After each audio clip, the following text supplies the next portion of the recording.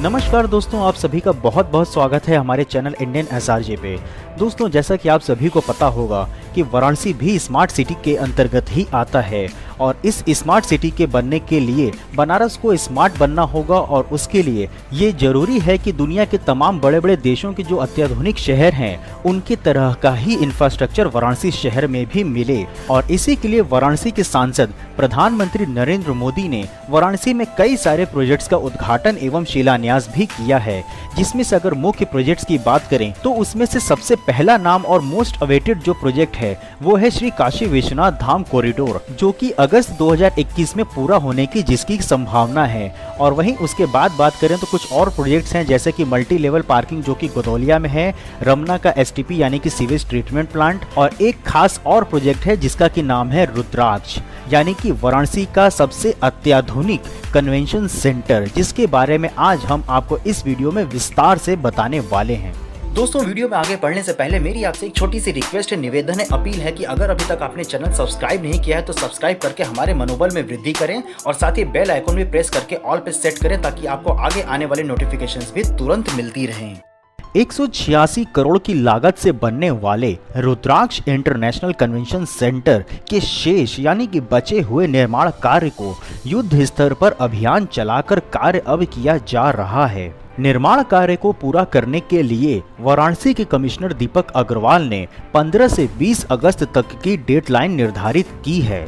उन्होंने विशेष रूप से जोर देते हुए कहा है कि कार्य को निर्धारित समय से पूर्ण कराए जाने के लिए रोजाना कार्य कराए जाने से संबंधित कार्य सूची तैयार किया जाए और उसी के अनुरूप प्रगति भी सुनिश्चित कराई जाए। वाराणसी के कमिश्नर दीपक अग्रवाल एवं वाराणसी जिलाधिकारी कौशल राज शर्मा ने सोमवार को निर्माणाधीन रुद्राक्ष कन्वेंशन सेंटर के कार्यों की स्थलीय निरीक्षण कर मौके पर ही प्रगति की समीक्षा भी की है।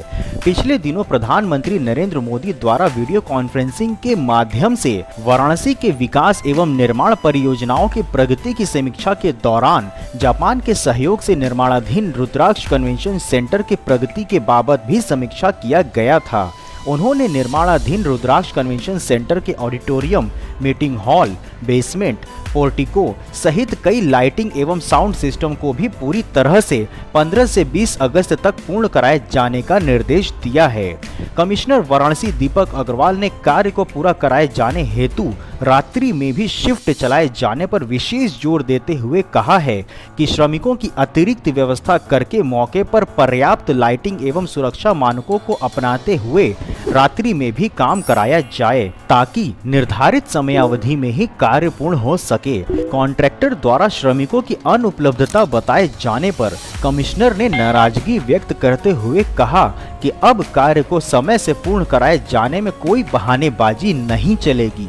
वाराणसी जिलाधिकारी कौशल राज शर्मा ने आदेश भी दिया है कि आवश्यक कार्यों को 2 दिन के अंदर सूचीबद्ध कर रोजाना कार्य कराए जाने वाले कार्य की अनुसार श्रमिकों की संख्या बढ़ाकर मटेरियल आदि की उपलब्धता सुनिश्चित कराते हुए अपेक्षित तेजी लाई जाए।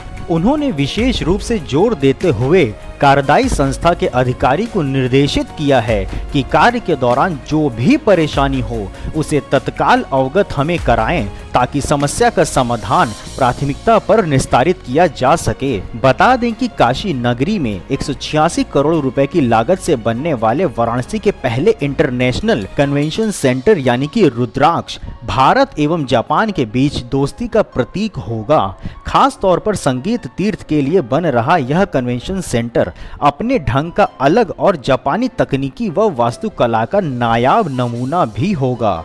सेंटर का ऊपरी हिस्सा शिवलिंग के अर्घे और उस पर भोलेनाथ का प्रिय पंचमुखी रुद्राक्ष की तरह से ही दिखेगा। इस प्रोजेक्ट को मार्च 2020 तक ही बन जाना था, परंतु थोड़ा कुछ कारणों से लेट हुआ और देश में लॉकडाउन की घोषणा के बाद इस प्रोजेक्ट का काम भी रुक गया था। एवं जब मई के महीने में काशी विश्वनाथ कॉरिडोर सहित कई प्रोजेक्ट जो वाराणसी में चल रहे हैं उनको दोबारा से शुरू किया गया, परंतु लॉकडाउन के नियमों जिसमें कि बाहर से कारीगरों के आने पर रोक एक मुख्य कारण था, उनका पालन न कर पाने की वजह से इस इंटरनेशनल कन्वेंशन सेंटर का काम प्रारंभ नहीं किया जा सका था। अगर लोकेशन की बात करें तो तो शहर के व्यस्ततम सिगरा इलाके के नगर निगम मुख्यालय के पास 2.87 हेक्टेयर एरिया में बन रहा है यह कन्वेंशन सेंटर, जिसकी नींव दिसंबर 2015 में उस समय पड़ गई थी जब जापानी प्रधानमंत्री शिंजो आबे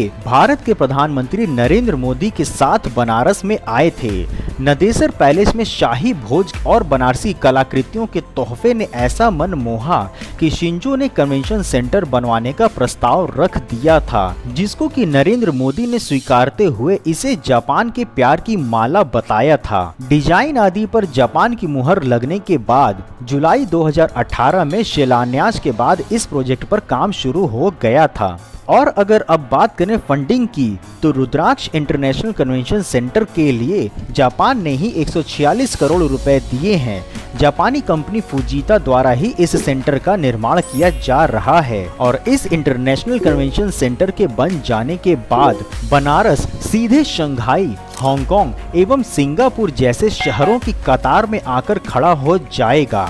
और अगर अब फीचर्स की बात करें तो बनारस में बनने वाले इस आधुनिकतम सुविधाओं वाले 2 मंजिला कन्वेंशन सेंटर में 1200 लोगों के बैठने की व्यवस्था होगी।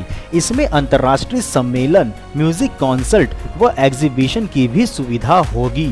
मुख्य सभागार ऐसा बन रहा है जिसे कई हिस्सों में बांटा जा सकता है। इसके आसपास बनारस की कला, संगीत, संस्कृति को भी प्रदर्शित करने के लिए गैलरी बनाई जाएगी। पार्किंग की भी बेहतर व्यवस्था यहाँ पर होगी। रुद्राक्ष कन्वेंशन सेंटर की दीवारों की अगर बात करें जिस ईंटों से वो बन रही है, तो बता दें कि यह सॉफ्ट मड मोल्ड ईंटों से बन रही है, जो कि खास बात यह है कि यह ईंटें बनारस की मिट्टी की एग्रीकल्चर उत्पादों के वेस्ट के द्वारा ही बनाई जा रही हैं, जिसकी की खासियत यह है कि बाहर के ताप को सहने और अंदर राहत देने की इस ईंटों में क्षमता होती है। और अगर अब इंटीरियर की बात करें तो वो भी बेहद खास होगा। बता दें कि इसमें लगने वाली कुर्सियां भी बेहद आरामदेह हैं, वह मेंटेनेंस फ्री भी होंगी तथा एक वृहद स्क्रीन भी इसके हॉल में होगा। एक और खास बात यह है कि जापान के 500 साल पुरानी पारंपरिक शिल्प कला निशिकी का डिजाइन और तकनीकी सेंटर भी बनारस में खोलने की तैयारी है। जापान सरकार के सहयोग से चलने वाली इस सेंटर के जरिए बनारसी बुनकरों द्वारा तैयार माल जापान के बाजार में डायरेक्ट पहुंच सकेगा। इससे यहां के बुनकरों और निर्यातकों दोनों को रोजगार का नया प्लेटफॉर्म भी मिलेगा। दोस्तों, आज हम इस वीडियो के माध्यम से आपसे 3 सवाल भी करना चाहते हैं। उसमें से पहला सवाल ये है कि क्या आप इस वीडियो के विषय एवं वीडियो के फिल्मांकन से सहमत हैं, यानी कि आपको ये वीडियो अच्छा लगा? तो हाँ या ना आप मुझे नीचे कमेंट सेक्शन में लिख के बताइएगा। दूसरे सवाल में आप मुझे अपने शहर का नाम लिख के बताइएगा जहाँ के आप रहने वाले हैं। तीसरा सवाल ये है कि आप वाराणसी के अन्य कौन से प्रोजेक्ट या फिर किस विषय में वीडियो चाहते हैं हमारे चैनल पर, आप मुझे वो भी नीचे कमेंट सेक्शन में लिख के जरूर बताइएगा। दोस्तों, हमारा यह प्रयास है कि हम आपके समक्ष रोचक जानकारी प्रस्तुत कर सकें जो कि आपके ज्ञान में वृद्धि भी करें, और इसी उद्देश्य से हमने वाराणसी से जुड़े हुई कई जानकारी जो कि स्मार्ट सिटी प्रोजेक्ट का या फिर वाराणसी मेगा प्रोजेक्ट का हिस्सा हैं, उनके बारे में कई सारे वीडियो से श्रृंखला हमने हमारे चैनल पर पब्लिश भी किए हैं, जो कि एक प्लेलिस्ट में भी लिस्टेड हैं, और आगे भी इन प्रोजेक्ट्स एंड डेवलपमेंट के बारे में आपको निरंतर जानकारी देते रहेंगे। सिर्फ आपसे यह अनुरोध है कि अगर आपको हमारा यह वीडियो एवं विषय पसंद आया हो तो वीडियो को लाइक कर दें, एवं चैनल पर अगर नए हैं या फिर चैनल सब्सक्राइब अभी तक आपने नहीं किया है तो चैनल को सब्सक्राइब कर हमारे उत्साह में वृद्धि जरूर करें। और हम प्रार्थना करेंगे कि भगवान विश्वनाथ आप सभी पर अपनी कृपा बनाए रखें। इसी के साथ आपसे आज्ञा लेते हैं एवं फिर मिलेंगे आपसे हम नेक्स्ट वीडियो में। तब तक के लिए जय हिंद, हर हर महादेव।